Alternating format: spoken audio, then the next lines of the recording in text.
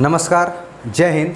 मेरा नाम है कृष्णन हुसैन और आज का ये जो वीडियो है ये एयरफोर्स जो फ़ेज़ 1 क्लियर किया है उन लोगों के लिए है। तो जैसे कि आप सभी को पता है कि कल आपका फ़ेज़ 2 का एडमिट कार्ड निकल चुका है और कुछ दिनों बाद आपका जो एयरफोर्स का फ़ेज़ 2 है वो शुरू होगा। तो मैंने भी दिया था एयरफोर्स का एग्ज़ाम। तो जब फर्स्ट अटैम्प्ट दिया था तब मेरा रिटन नहीं क्वालिफाई हुआ था। सेकंड अटैम्प्ट में मेरा रिटन क्वालिफाई हुआ, फिर फ़ेज़ 2 क्वालिफाई हुआ। मेरा फ़ेज़ 2 सेंटर था 11 ASC गुवाहाटी में। और फिर मेडिकल में मुझे डिस्टेंट विज़न के लिए मुझे री मेडिकल मिली थी, पर मैं उसमें फिर से अप्लाई नहीं किया। और इस बार का जो एग्ज़ाम था उसमें भी मैं फॉर्म नहीं भरा था इस बार। तो आप सब फ़ेज़ 1 क्लियर कर चुके हैं और आप सभी का फ़ेज़ 2 शुरू होगा और कुछ दिनों बाद। तो आज का इस वीडियो में मैं बताऊंगा कि आप GD और SRT के वक्त क्या ध्यान रखें, क्या आपको पता रहने से आपको वो हेल्प करेगी आपको SRT में और GD में। काफ़ी लड़कों को ये डाउट रहता है कि GD में इंग्लिश बोलना पड़ता है, इंग्लिश तो आती है, ग्रामर जो एग्ज़ाम में आता है वो कर दूंगा, पर बोलूँगा कैसे। तो ये सब आपका जो डाउट है मैं क्लियर करूँगा। और इस वीडियो के बाद भी आपको अगर कोई भी डाउट रहे फ़ेज़ 2 लेके या फिर मेडिकल लेके तो आप मुझे कमेंट करें। इस वीडियो में मैं आपको ये नहीं बताऊंगा कि स्टेप बाय स्टेप होता क्या है, ये मैं पहले ही अपने प्रीवियस वीडियो में बता चुका हूँ, आप जाके देख सकते हैं। इस वीडियो में मैं सिर्फ GD और SRT के बारे में बताऊंगा। तो चलिए शुरू करते हैं। फर्स्ट जो है वो हमारा है SRT। SRT का मतलब होता है सिचुएशन रीजनिंग टेस्ट। तो आप सभी का PFT क्लियर होने के बाद यानी जो फिज़िकल क्वालिफाई करेगा वो सबको मौका मिलेगा SRT के लिए, ठीक है। तो SRT में होता क्या है, आपको 30 मिनट का वक्त मिलता है और टोटल 45 क्वेश्चन आपको मिलता है, जिसमें से 40 क्वेश्चन आपको लॉजिकल यानी आपका जो IQ है उस हिसाब से आपको आंसर करना पड़ता है और 5 रीजनिंग क्वेश्चन होता है जो नॉर्मल कॉम्पिटिटिव एग्ज़ाम में आती है। तो जो आपका 40 क्वेश्चन होता है वो आपको टिक करने में काफ़ी परेशानी उस वक्त हो सकती है, क्योंकि वो कोई जीके का क्वेश्चन तो है नहीं कि हाँ मुझे पता है तो मैं कर दिया, नहीं पता है तो मैं स्किप कर दिया। उसमें होता है कि आपको कोई भी एक सिचुएशन के बारे में बताएगा कि मान लो ऐसा ऐसा हुआ है और उसमें आप क्या करोगे या फिर आपको क्या करना चाहिए, इसके बारे में आपको 4 विकल्प दिए जाएंगे और उसमें से आपको चुनना है। अब बात यह है कि चारों सही है, उसमें फ़र्क है कि कौन कितना पॉजिटिवली अप्रोच के साथ उसको सोचता है, ठीक है।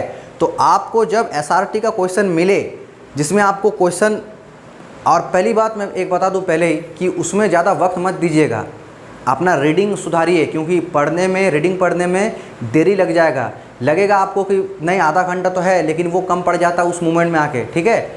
और वहाँ पर जितना देर तक आप रहेंगे आपको काफ़ी सारा फॉर्म फिलअप करना पड़ती है, काफ़ी जगह आपको साइन करना पड़ता है, तो वो सब ध्यान से कीजिएगा। तो आते हैं वीडियो के टॉपिक में। तो SRT में जो है आपको 30 मिनट दी जाती है, तो इसको मत सोचिए कि बहुत ज़्यादा है, वहाँ पर नहीं होगा ये, ठीक है। तो आप जैसे क्वेश्चन पढ़े, अब सबसे पहला आपके मन में जो आंसर आता है कि नहीं यही ठीक हो सकता है, उसे आप टिक कर दीजिए, ज़्यादा सोचिए मत, बस पॉजिटिव अप्रोच के साथ टिक कीजिएगा, ठीक है।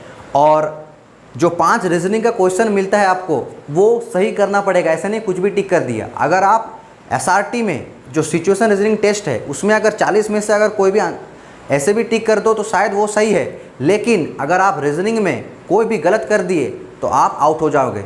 इसलिए करना हर क्वेश्चन को करना कंपलसरी है। आप ये नहीं सोच सकते कि आपके 45 क्वेश्चन में से आप 44 कर दिए। मान के रखिए, श्योर रहिए कि अगर आप 44 किए भी और 44 का ही सही है फिर भी आप आउट कर दिए जाओगे। इसलिए हमेशा ध्यान रखें कि 30 मिनट में 45 में से 45 क्वेश्चन ही करना है, ठीक है। और पॉजिटिव अप्रोच के साथ कीजिएगा, ज़्यादा सोचने का है नहीं, क्योंकि आप सोचेंगे तो हर ऑप्शन सही लगेगा, क्योंकि हर ऑप्शन सही भी है। वो नज़रिया का फ़र्क पड़ता है कि क्या करें, ठीक है। और दूसरा अगर मैं बताऊं, SRT के बाद भी काफ़ी सारा फॉर्म फिलअप होती है, तो इसके बाद SRT के बाद जितना जन बचता है वो सबका ग्रुप बनता है।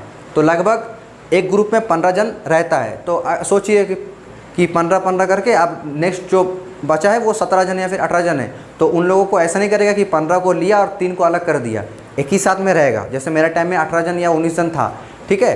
तो 15-15 करके ग्रुप बनता है, एक एक जगह जाना पड़ता है, वहीं में सेंटर के अंदर ही आपको ले जाया जाता है। और आप लोगों को वहाँ पर, जैसे मेरे वक्त में अगर बोलूँ तो 2 कमांडिंग ऑफिसर बैठे हुए थे, आप लोग सब हेमी सर्कल में बैठे रहेंगे आप सभी को पेन पेपर दिया जाएगा, दो पेपर एक पेन और एक पिच बोर्ड भी वही देंगे, ठीक है।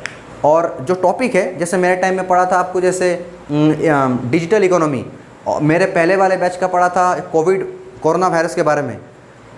तो टॉपिक के बारे में बताऊंगा कि क्या क्या टॉपिक आ सकती है।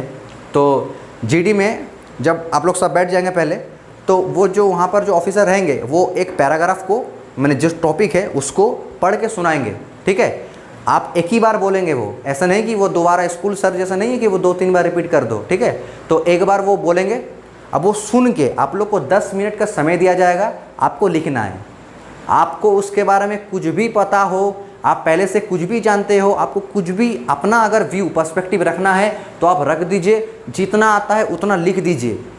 इसलिए मैं इतना जोर दे रहा हूँ लिखने में, क्योंकि अगर कोई बोलने में सक्षम ना भी रहे उतना, अगर कोई उतना अच्छा से बोल नहीं भी पाए इंग्लिश में उस टॉपिक के बारे में, लेकिन अगर वो लिखा सही है, उसका राइटिंग स्किल अगर बढ़िया है, तो आपको क्वालिफाई कर दिया जाता है। इसलिए मैं बार बार कह रहा हूँ, अपना राइटिंग स्किल सुधार सकते हैं। स्पीकिंग स्किल इतने जल्दी होगा नहीं, लेकिन राइटिंग आप प्रैक्टिस कर सकते हैं। ऐसा नहीं कि अब मैं बोल दिया तो आप कुछ बोल ही नहीं रहे वहाँ पर, ठीक है। आपको जो आता है, जितना आता है बोलिएगा, अपना इंट्रोडक्शन दीजिएगा और जो टॉपिक है उसको कॉन्साइज में बोलने का कोशिश कीजिएगा और किसी से भी वहाँ पर डिबेट नहीं कीजिएगा। जैसे सोचिए आपको अगर टॉपिक दे दे ऐसा, जो अभी रिसेंट हो रहा है कि सेलिब्रिटीज़ जो हैं, so called social media influencer, या फिर जितने सेलिब्रिटीज़ है, जैसे सम क्रिकेटर्स है, कुछ एक्टर्स है, वो लोग ड्रीम 11 जैसे और गुटखा उटका का जो एडवर्टाइज करते हैं वो सही है या फिर गलत, इसके बारे में आपको अपना व्यू देना है। ऐसा नहीं कि कोई बोला नहीं नहीं सही है तो आप उसको बोल देना नहीं भाई तुम गलत बोल रहे हो। आप अपना व्यू दीजिए कि मेरे हिसाब से ये सही है, ये गलत है, ठीक है। वहाँ पर किसी से डिबेट करना नहीं है, क्योंकि वो ग्रुप डिस्कशन है, वो डिबेट नहीं चल रहा है वहाँ पर, ठीक है।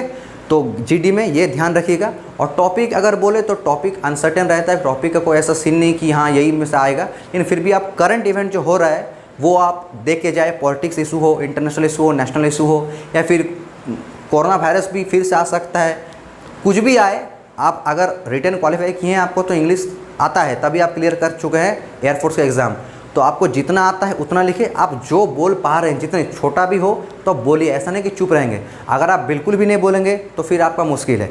कुछ भी बोलिए, कम बोलिए लेकिन कुछ भी बोलिए, तो आप क्वालिफाई हो जाएंगे।